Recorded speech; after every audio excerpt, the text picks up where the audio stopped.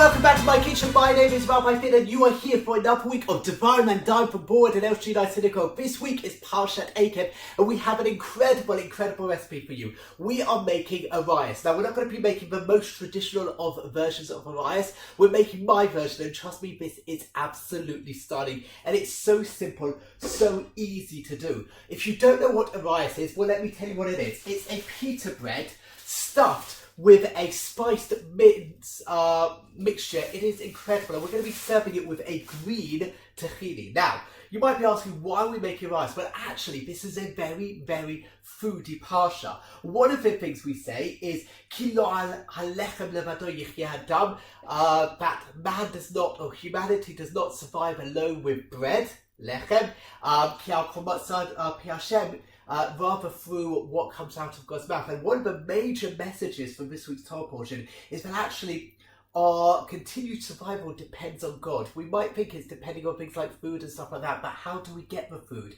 This is all going to be about learning to appreciate the world around us. So, because we can't live on bread alone, well, if we're going to have to live with some bread, I'm going to make it incredible. We're making this stuffed pita bread, Arayes. It is absolutely stunning. So, let me show you how to make it. I'm going to be making it for enough for one person. Trust me, we pump our pita bread full of this mince mixture. So, let's start off with a small handful of parsley. The rest you're going to be leaving for your green tahina. So, small handful of parsley, and you just want to finely shred it, chop it up. This is going to add flavour. And this is basically about creating the most flavourful inside as possible. Let's get this in and then I'll tell you a little bit more about the parsha, because as I said, it's a super foodie parsha. There were so many options to make. In fact, some of you might be thinking, why did I do challah last week and not this week because of that phrase I just told you? Well, simply because I wanted to do challah last week. And I wanted to get this Arayes in there somewhere, so this was the perfect week to bring it in. So, into a bowl, you've got your parsley.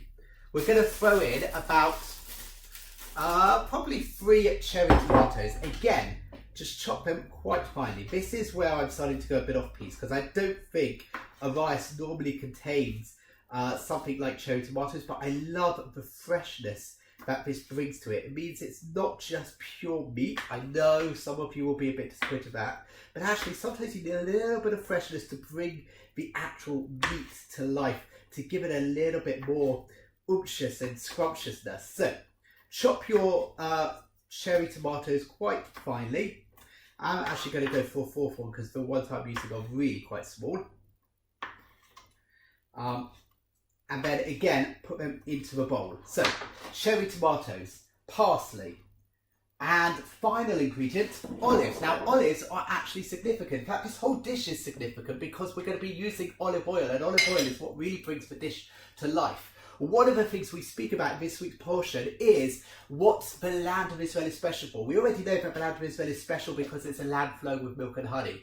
But we're also told this week about the 7 species of the land. Eretz Chitol Sarag Yechen Utena Ramon Eretz Seishem and Vasva. It's a land with wheat and barley and pomegranate and olive oil and grape dates. Those are the special foods that are for the land of Israel. So I've got about 7-8 black olives here. You could use green, but I just love black olives. Again, just roughly chop these up. It's going to add something to the dish. So, olives in. Now, let's add, at this point, some spices. The last thing we're going to be adding is the meat, because then we're going to get our hands in and just mush it all together. So, spices are really simple for this. A teaspoon of cumin. It's one of those dishes I actually think the more generous you are, the better. A teaspoon of ground allspice. So it's your classic Middle Eastern flavours are going on in here. About half a teaspoon of salt. Maybe if, you know, I like this to be slightly salty, but, you know, half a teaspoon of salt should probably be okay. Remembering that they put salt in the kosher meat. And I would say probably about 1/4 to half a teaspoon of garlic powder as well. Final ingredient, we want to get 200 grams of mincemeat. This is going to be, as I said, we're going to be doing quite a gesunter fill of our of our pita bread. So if you want to try and make it stretch a bit more, you probably can get away with about 150 grams. And finally, just get your hands and you want to bring it all together. Mix it all in. So you need to get the spices in. You want to get the tomatoes in, the parsley. There is no other way to do it than with your hands. Just massage it in. So the other thing to mention about this week's portion, as I'm massaging, and you really want to work in it, it's a bit like a kebab, where actually the whole thing with the kebab is getting all the spices and massaging it in to the meat. So the other famous thing that happens, well, apart from the second paragraph of the Shema, which also occurs in this week's portion, is the phrase "V'achalta v'savata u'verachta et Hashem Elokecha." You will eat, you will be satisfied, and you will bless the Lord your God. This is the root source of Birkat Hamazon, of grace after meals. The source of that is in this week's portion. You will eat, you'll be satiated, u'verachta, and then you will bless God. And based on this phrase, actually the rabbis say that you need to be satisfied, you need to be full before you do grace after meals, because if you haven't had enough to be full, then you shouldn't be doing, then you haven't fulfilled the pasuk. Because if you think about it, eating, being satisfied, and then blessing God. You're blessing God as a result of being satisfied even with the food that you are eating.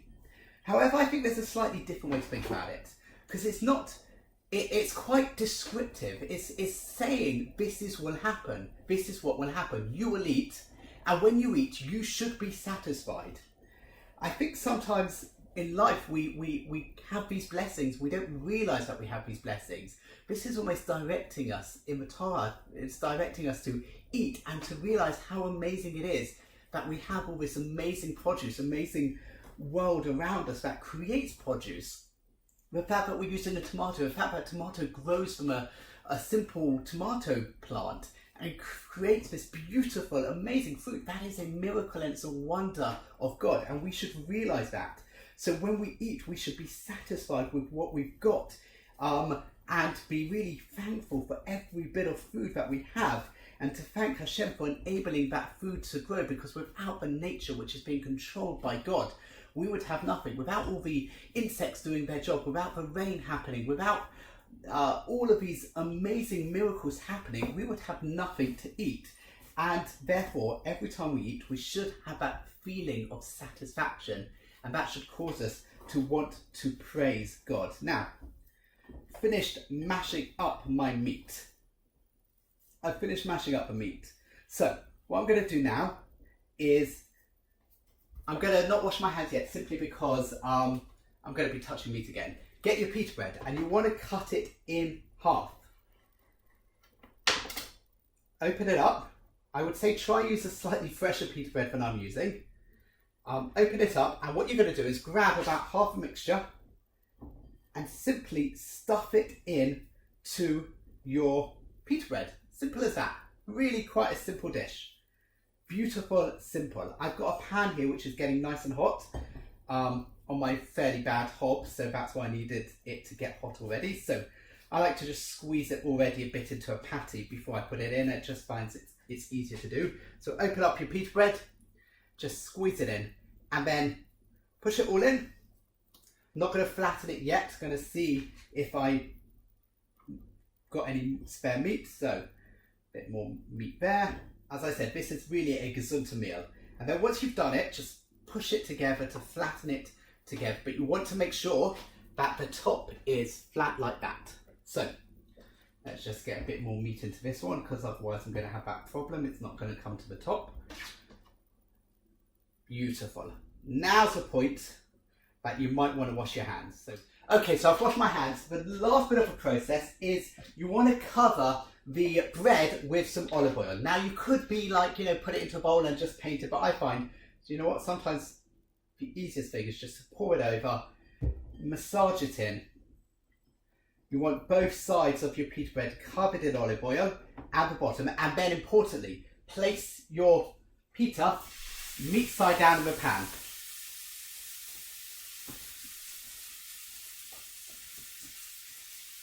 Now, to cook it, it's really quite simple.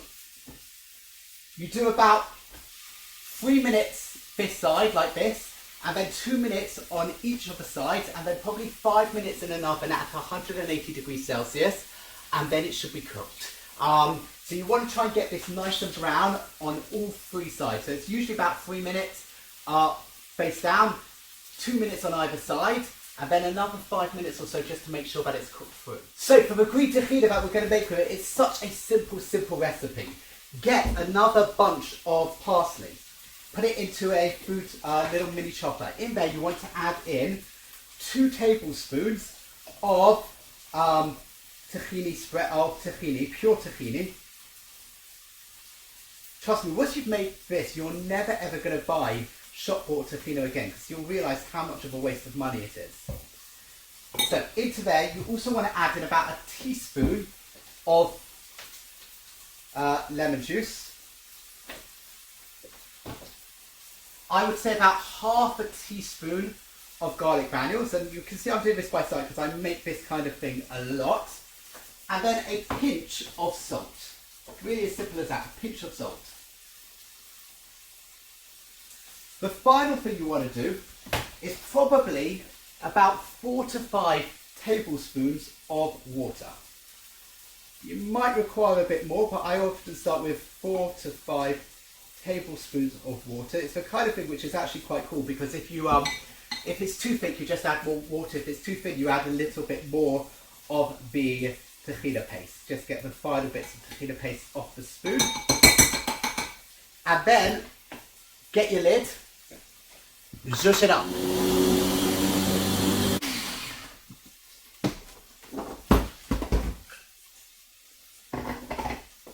There you have my green tahini. I'm going to put them in a bowl. I'm going to flip these onto the 2 sides. I'm going to show you once it's done. So here you are. This is my Arayes with my incredible green tahini. It's so easy, so simple. Give it a go. Have a great week. Have a great Shabbos.